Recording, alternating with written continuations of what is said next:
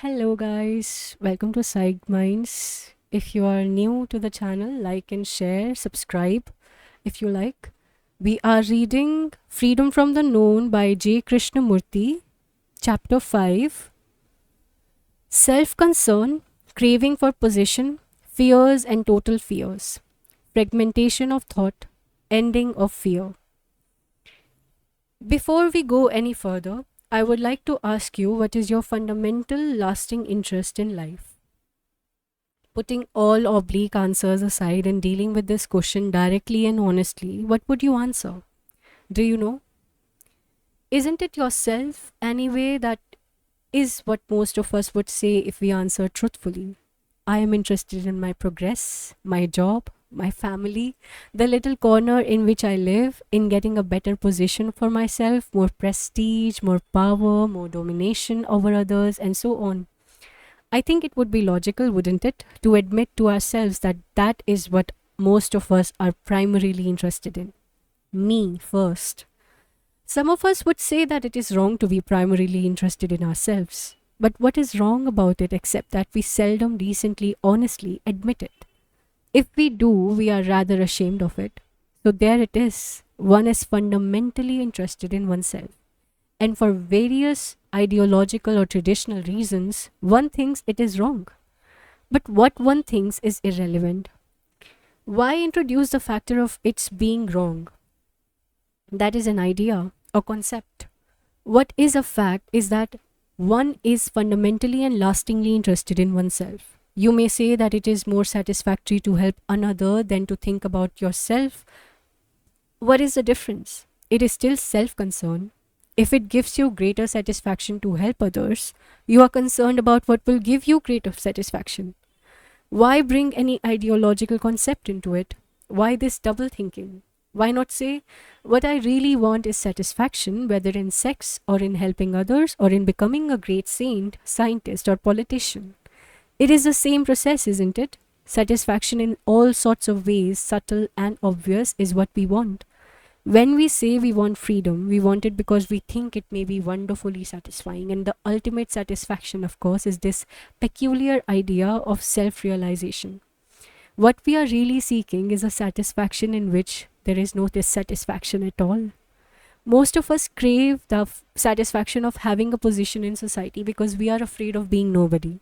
Society is so constructed that a citizen who has a position of respect is treated with great courtesy, whereas a man who has no position is kicked around.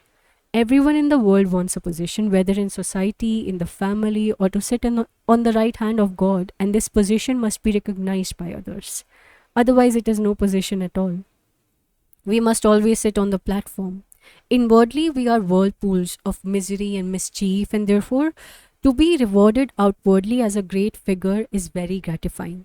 This craving for position, for prestige, for power, to be recognized by society as being outstanding in some way, is a wish to dominate others. And this wish to dominate is a form of aggression. The saint who seeks a position in regard to his saintliness is as aggressive as the chicken pecking in the farmyard. And what is the cause of this aggressiveness? It is fear, isn't it? Fear is one of the greatest problems in life. A mind that is caught in fear lives in confusion, in conflict, and therefore must be violent, distorted, and aggressive. It dares not move away from its own pattern of thinking, and this breeds hypocrisy. Until we are free from fear, climb the highest mountain, invent every kind of God, we will always remain in darkness. Living in such a corrupt, stupid society as we do, with the competitive education we receive, which engenders fear, we are all burdened with fear of some kind. And fear is a dreadful thing which wraps, twists, and dulls our days. There is physical fear, but that is a response we have inherited from the animals. It is psychological fear we are concerned with here. For when we understand the deep rooted psychological fear, we will be able to meet the animal fears. Whereas to be concerned with the animal fears, first will never help us to understand the psychological fears. We are all afraid about something. There is no fear in abstraction. It is always in relation to something. Do you know your own fears? Fear of losing your job, of not having enough food or money, or what your neighbors or the public think about you, or not being a success, of losing your position in the society, of being despised or ridiculed, fear of pain and disease, of domination, of never knowing what love is or of not being loved, of losing your life, of losing your wife or children, of death, of living in a world that is like death, of utter boredom, of not living up to the image others have built about you, of losing your faith, all these and innumerable other fears. Do you know your own particular fears? And what do you usually do about them? You run away from them, don't you? Or invent ideas and images to cover them. But to run away from fear is only to increase it. One of the major causes of fear is that we do not want to face ourselves as we are.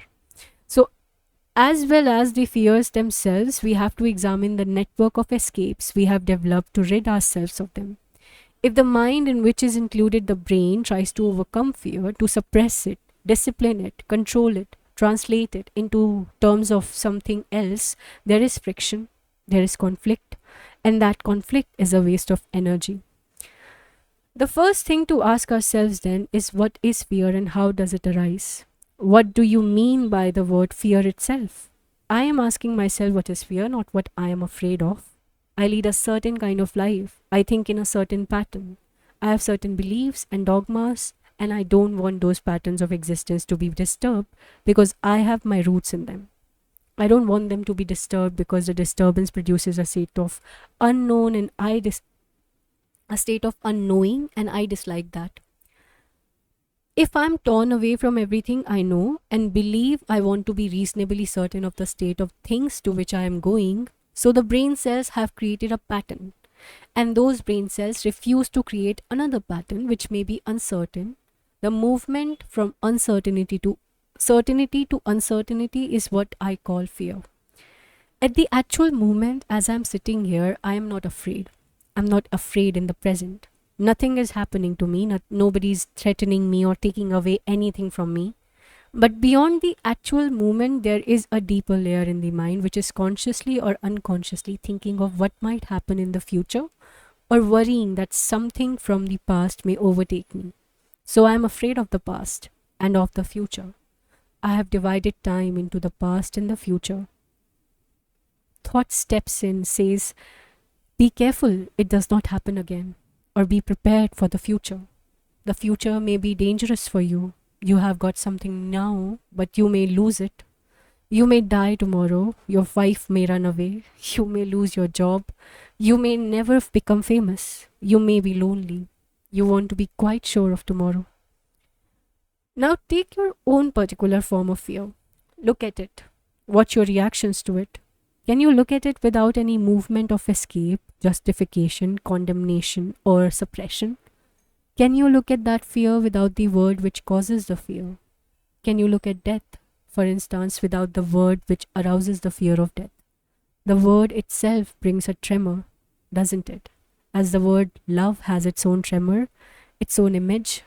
Now, is the image you have in your mind about death, the memory of so many deaths you have seen and the associating of yourself with those incidents, is it that image which is creating fear? Or are you actually afraid of coming to an end, not of the image creating the end? Is the word death causing you fear or the actual ending? If it is the word or the memory which is causing you fear, then it is not fear at all. You were ill 2 years ago, let us say, and the memory of that pain, that illness remains, and the memory now functioning says, be careful, don't get ill again. So the memory with its association is creating fear, and that is not fear at all, because actually at that moment you have very good health. Thought, which is always old, because thought is the response of memory and memories are always old. Thought creates in time the feeling that you are afraid, which is not an actual fact.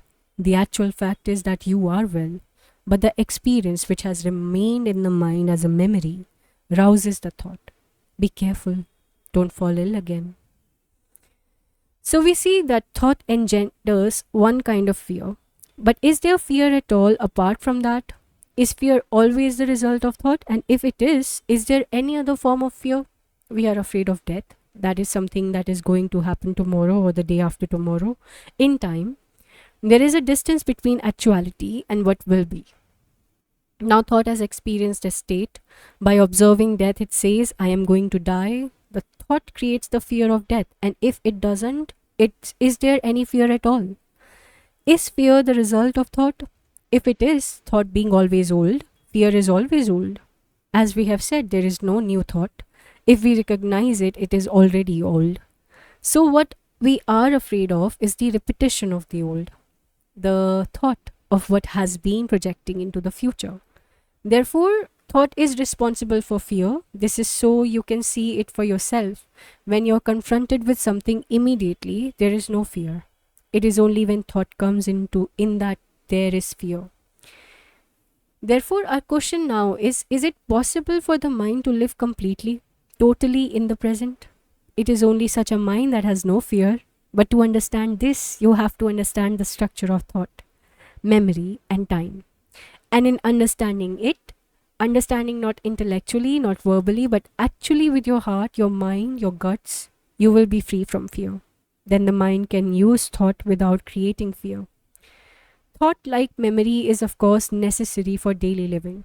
It is the only instrument we have for communication, working at our jobs and so forth. Thought is the response to memory, memory which has been accumulated through experience, knowledge, traditions, time. And from this background of memory, we react. And this reaction is thinking. So, thought is essential at certain levels, but when thought projects itself psychologically as the future and the past, creating fear as well as pleasure, the mind is made dull and therefore inaction is inevitable. So, I ask myself, why? Why do I think about the future and the past in terms of pleasure and pain, knowing that such thought creates fear? Isn't it possible for thought psychologically to stop? For otherwise, fear will never end. One of the functions of thought is to be occupied all the time with something. Most of us want to have our minds continually occupied so that we are prevented from seeing ourselves as we actually are. We are afraid to be empty. We are afraid to look at our fears. Consciously, you can be aware of your fears, but at the deeper level of your mind, are you aware of them? And how are you going to find out the fears that are hidden, secret? Is fear to be divided into the conscious and the subconscious? This is a very important question. The specialists, the psychologists, the analysts have divided fear into deep and superficial layers. But if you follow what the psychologists say or what I say, you are understanding our theories, our dogmas, our knowledge. You are not understanding yourself. You cannot understand yourself according to Freud or Jung or according to me. Other people's theories that you must ask the question. Other people's theories have no importance whatsoever. It is of yourself that you must ask the question. Is fear to be divided into the consciousness and subconscious? Or is there only fear which you translate into different forms? There is only one desire. There is only desire. You desire. The objects of desire change, but desire is always the same. So perhaps in the same way, there is only fear. You are afraid of all sorts of things, but there is only one fear. When you realize that fear cannot be divided, you will see that you have put away altogether this problem of the subconscious, and so have cheated the psychologist and the analysts. When you understand that fear is a single movement which exposes itself in different ways, and when you see the movement and not the object to which the movement goes, then you are facing an immense question. How can you look at it without the fragmentation which the mind has cultivated? There is only total fear, but how can the mind which thinks it in fragments observe this total picture? Can it? We have lived a life of fragmentation and can look at that total fear only through the fragmentary process of thought. The whole process of the machinery of thinking is to break up everything into fragments. I love you and I hate you. You are my enemy, you are my friend. My peculiar idiosyncrasies and inclination, my job, my position, my prestige, my wife, my child, my country, and your country, my God and your God. All that is the fragmentation of thought. And this thought looks at the total state of fear, or tries to look at it and reduces it to fragments. Therefore, we see that the mind can look at this total fear only when there is no movement of thought. Can you watch fear without any conclusion, without any inference of the knowledge you have accumulated about it? If you cannot, then what you are watching is the past, not fear. If you can, then you are watching fear for the first time without the interference of the past. You can watch only when the mind is very quiet, just as you can listen to what someone is saying only when your mind is not chattering with itself, carrying on a dialogue with itself about its own problems and anxieties. Can you, in the same way, look at your fear without trying to resolve it, without bringing it in its opposite, courage? Actually look at it and not try to escape from it. When you say, I must control it, I must get rid of it, I must understand it, you are trying to escape from it.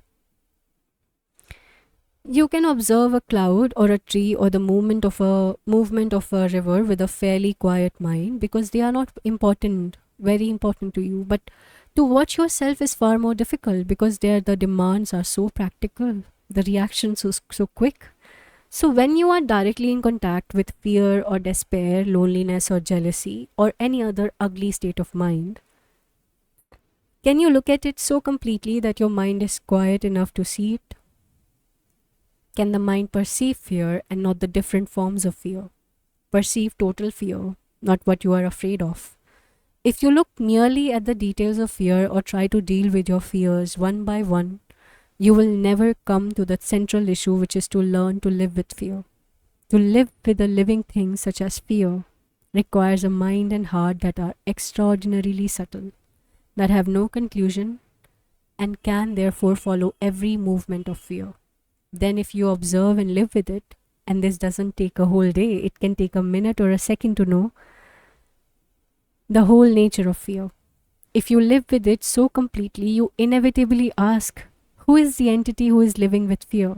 Who is it who is observing fear, watching all the movements of the various forms of fear as well as being aware of the central fact of fear?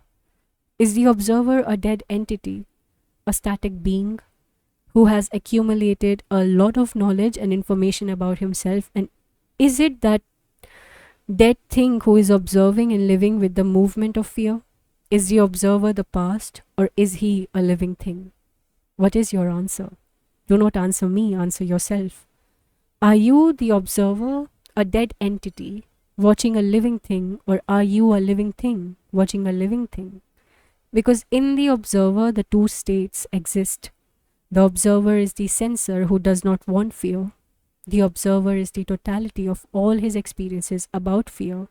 So the observer is separate from that thing he calls fear. There is space between them. He is forever trying to overcome it or escape from it. And hence this constant battle between himself and fear, this battle which is such a waste of energy. As you watch, you learn that the observer is merely a bundle of ideas, but that fear is an actuality, and that you are trying to understand a fact with an abstraction, which of course you cannot do, but in fact is the observer who says, I am afraid. Any different from the thing observed which is feared. The observer is fear, and when that is realized, there is no longer any dissipation of energy in the effort to get rid of fear. And the time-space interval between the observer and the observed disappears. When you see that you are a part of fear, not separate from it, that you are fear, then you cannot do anything about it. Then fear comes totally to an end. Interesting. That brings us to the end of chapter 5. We will continue with reading chapter 6 in our next recording, which will be tomorrow. I will end the stream for today. And if you have any comments, any discussions regarding what we have just read, anything outside the current reading, which you might have any suggestions, any criticisms also, recommendations if you have any, are all welcome in the comment section of the video you're viewing or in the community section of the YouTube channel. If you have not subscribed yet, do subscribe, like, and share if you like. Bye bye for now. Keep reading. Take care. Have a wonderful day. Bye.